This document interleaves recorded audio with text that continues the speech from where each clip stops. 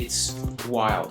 We're going to see how this Yusaku Maezawa, the Starship Bachelor, plays out. It will definitely be interesting TV, but if that's the first TV show shot in space, it's going to be a weird place to live in, I'll tell you that much.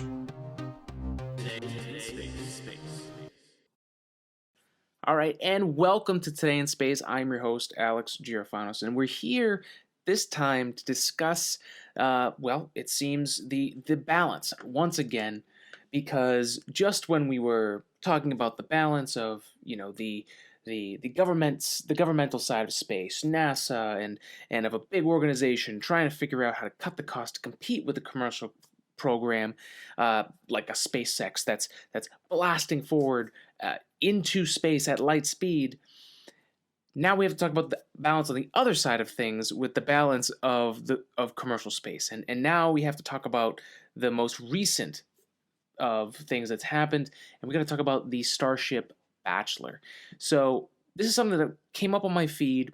I completely thought that it was not real. I thought it was a troll job. I was waiting for the punchline, but it never came. It still may come. I still may be. Well, I still am hoping for this to, in the long term, have just been some sort of, I guess, mistake is the word I'm looking for. But let's talk about the facts before I jump into really what my thoughts are here. And let's talk about the original mission that was purchased for the Starship. They gave the funding so the Starship could be worked on like it is now, where we could go from Mark 1 to Mark 3 and develop these things. Someone had to pay for a mission first so that Starship could get secured to get to the point where it is today. That initial purchase was for the Dear Moon mission, which we've done a video on, an Orbital News segment where we broke down the whole announcement and the idea behind Dear Moon, which is these artists that would be invited by the entrepreneur Yusaku Maezawa, who put his own money down to purchase a full mission to travel around the moon to inspire artists to there was going to be a competition online where they would submit, and then they would go on this mission with him and experience what it's like to actually go around the moon, because the original moon, Earthrise image for the early Apollo missions before they landed on the moon, and then the actual moon landed, influenced so many people on Earth and spread this amazing culture of space to the world, no matter what kind of person you were, what country you were, what class you were, it didn't matter. Everyone was inspired by it. And so the idea was the Dear Moon mission would help bring these artists from today, have them experience this in real life, and then spread that to the world. A really great gesture. And we hadn't heard a lot about it. Things had changed. The mission has changed over time, but now, out of the blue, we saw, initially it was a tweet, and I'll pull it up here, but if we go to Yusaku Maezawa's Twitter page, which is at Yusak2020, we can see that there was a tweet January 12th, wanted, in brackets, all caps, exclamation points, why not be the first woman to travel to the moon, ? MZ looking for love. MZ is Yusaku Maezawa's nickname, and it says, "Come to the moon with me?" ? So is he looking for a date? And it turns out, if you go to his website, it shows this whole thing. It's definitely for real. And guys, I'm not kidding. This is for real. You go to the page, and I'm not sure I think it's a Bima TV. They're going to do a documentary, and it's Full Moon Lovers is what it's called. And it's Yusaku Maezawa's serious matchmaking documentary. Now, I don't know if they put the word serious there to actually drive the point home that this is real, or again, if this is a master con job, a master troll job. But I'll just read from it here. Yusaku Maezawa looks for a female partner to go to the moon with him. His long-held dream of going into space. He wants to visit such a special place together with a special someone. Through serious one-on-one planned matchmaking, Maezawa looks to find his life partner. So literally, The Bachelor is happening in space. Now, look, as far as trying to get ratings, and I mean, the Bachelor is one of the most part. I mean, I hear people talk about it all the time, and look, it it rubs me the wrong way. I'm gonna say it. I'm gonna say it now.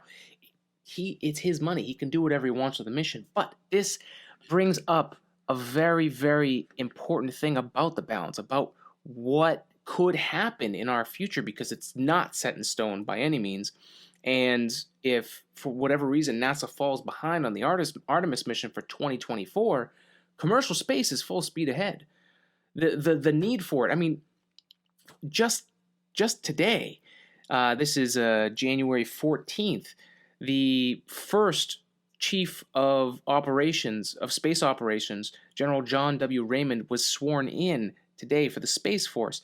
So on the military side of things, things are getting signed, things are being put in place, offices are being built for the Space Force. This is happening, and whoever's able to bring us there is going to be the victor here. So this is where we start having to talk about what could happen in space. Now, the whole Yusaku Maezawa thing is still has to play out.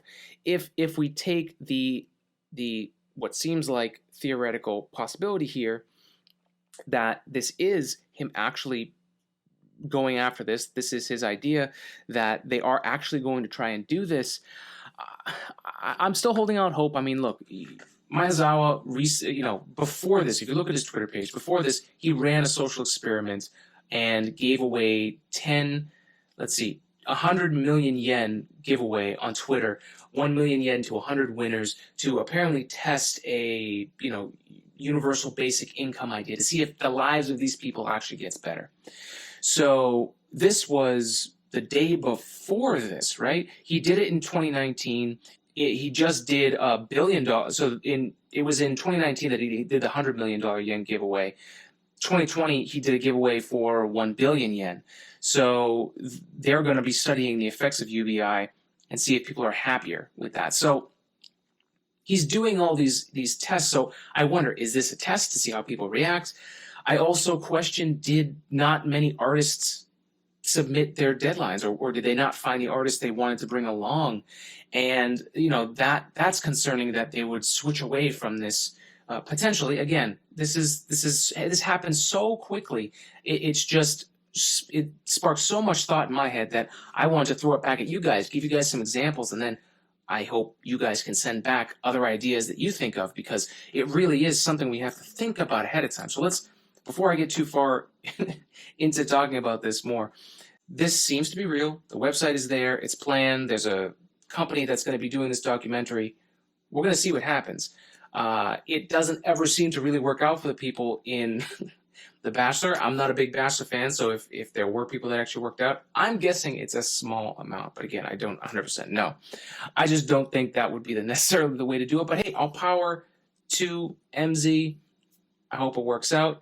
But what other things could happen here? Obviously, I think for some people the concern is, could the first woman in space not actually be a trained astronaut and just be some woman that's along for the ride with a billionaire? That is not how many of the women, especially that I talk to, would like that to play out. Especially since there's already a plan for that to happen, and if there are any delays, Starship could be done in time for this to happen. So there are a lot of things that could happen, none of which are in stone. But let's talk about some other theoreticals here. So where can commercial space become out of balance? We talked, again, a lot about how things have been out of balance right now for especially the last 10, 20 years, 10 years at least, since the space shuttle was out of service and retired. We don't even have, as America, have an option to send astronauts to space. We don't have that option. We may very soon with commercial crew, but until then, we have no option. We are out of balance there. If, let's say, the commercial program takes off and commercial space becomes a thing, companies like SpaceX and Blue Origin and Virgin Galactic, they take off and they start, capturing segments of the space economy that has yet to even develop. and become the Model Ts of space, the Ford Model Ts, the original cars that take the road, the original spacecraft that take us to space, right? These are the really, really early stages of this. And so where can this go awry? Where can this go out of balance? The example I've been using for a long time now, because it's immediate and you can tell right now, is if you look right up now, if you can see the moon, if you're in a phase of the moon where you can actually see the surface of the moon, imagine if a company was able to take out ad space on the surface of the moon, so that every time you looked up, and well, the moon wouldn't even have to be in phase, they could light it up technically. You could see Coca-Cola. You could see Tide Pods. You could see, I mean, the Fleshlight. I mean, you could see almost any ad if they had the money to pay for it, right? There are so many ways that this could unravel. Now, would you be okay with the moon having a full service ad on it, like a banner? That's too far for me. Let's take another example here. Let's say commercial growth of space continues. And the moon would be the next big location for commercial space eventually here. You would want to go to a place where living in space is the real thing. That's really where a space economy would explode, and you have these colonies on the moon. Well, who makes sure that the moon doesn't just become, a mining place? Because there are valuable things to be mined on the moon, water and other valuable resources, especially when you're on the moon. Who moderates that this doesn't go too fast and that too much mass gets taken out? Or not only from a safety perspective, let's just say it gets completely out of control. Again, theoretical thought experiment here. Let's say it gets completely out of control and they mine the moon past the point of no return, and now it's literally affecting the tides back on Earth. These are things that, if not looked at ahead of time, can happen so quickly because of the need for it now that there's no chance. Now, luckily, there is an organization that's already out there. I was made aware of it by Stoffel Aerospace online a while ago, but it's an organization called forallmoonkind.org if you want to go visit their website. So forallmoonkind.org. I'm going to just read straight off their website here.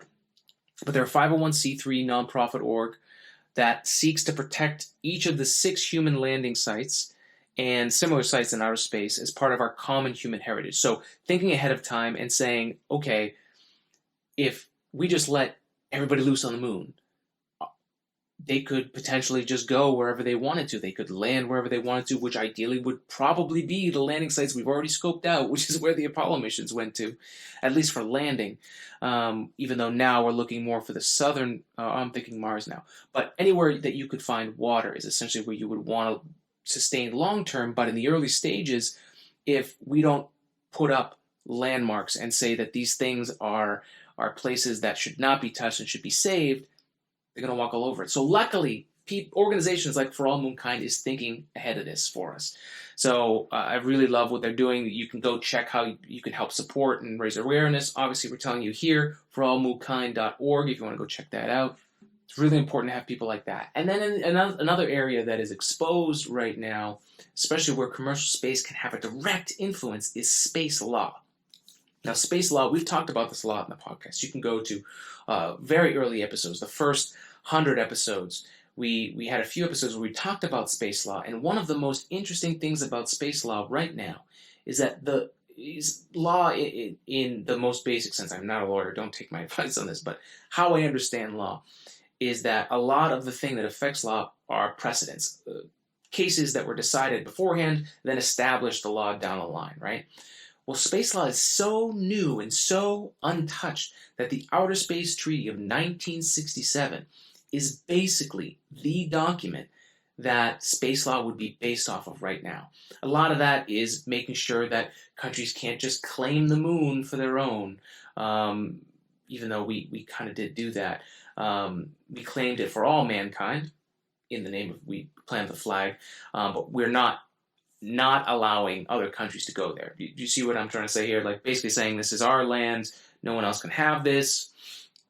There also were additionally in the more recent years, I believe it was 2016, but I'll have to look back on that. We did do an episode on this as well, but there was some additions made in the Obama administration years to account for asteroid mining. Basically, if someone went to another planet and brought back resources, water, titanium that was in an asteroid, the adjustment was made so that the country that whatever the organization is or company or whatever that sent the mission to get there, the country that it was sent from is legally responsible for them. So whether they do bad things like they mess up the actual place in space, maybe they contaminate it with biological material, or they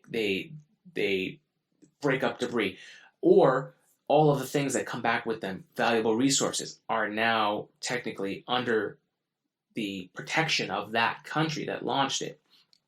So that's very open. That's very open for a lot of different things to happen, both from a human rights perspective, from where is it okay to once we get to the point of space mining. I mean, there's so many sci-fi movies that are out there right now. Belters, right? I think it's from The Expanse, like where life is terrible out there. Where were the standards set beforehand? Can we think about this ahead of time before this even happens? And this is where I push this back to you for you space people and for our community here to kind of think about is when can commercial space go too far? I didn't want to go too deep into it. I want to give some examples, but let's take this week to do our thought experiment for the week of when can commercial space go too far? When can the balance be out of whack? I think obviously seeing an ad on the moon is too far for me. But what are other ways that this can go out of whack? And that's what I throw to you for this week. It's wild. We're gonna see how this Yusaku Maezawa, the Starship Bachelor, plays out. It will definitely be interesting TV. But if that's the first TV show shot in space, it's going to be a weird place we're going to live in, I'll tell you that much. But I guess, technically, I guess the Apollo missions have been shot, but it would be the first TV show shot in space. It's a format that works here on Earth. We'll see what happens. But looking forward, that's our episode. So thank you for joining us this week. And looking later this week, our next episode, we're going to be covering the in-flight abort test, if it happens. Right now it's slated for January 18th. SpaceX is going to be launching their Crew Dragon for the in-flight abort test. So it's going to take off on the Falcon 9, and in the middle of the launch, when it reaches max Q, the max aerodynamic pressure, where it experiences the greatest forces as it's exiting the atmosphere, and they actually have to pull back on the throttle of the rocket, they're going to actually abort it, because that would be basically the worst time to evacuate humans in the event that something goes wrong, which would happen when the forces are the greatest. So they're going to do that at that point to see what happens. And if the Dragon capsule does well, SpaceX is on a great path to get humans launched on their Dragon capsule. This is a huge test. This is also something that Boeing Starliner will do before they get to put humans on board. And this is one of those first steps for 2020 that will be huge for the schedule for this year if these companies are going to be able to do this and launch American astronauts from American soil on American spacecraft for the first time since the space shuttle. This is one of those major tests and major, basically, stepping stones to get to that point, to basically certify that NASA says, yes, you've done everything you need to do to make the spacecraft safe enough so that if your rocket goes wrong or something goes wrong, we can still return the astronauts safely. We wish SpaceX the best of luck with that. We'll be watching, and that's going to be good. So that's, again, Saturday, 8 a.m. Eastern Time. We'll be recording that here, and we'll have that out for the episode probably early next week for you. And that's it. That's it. I hope you have a great week. Spread love, spread science, and we'll see you next time.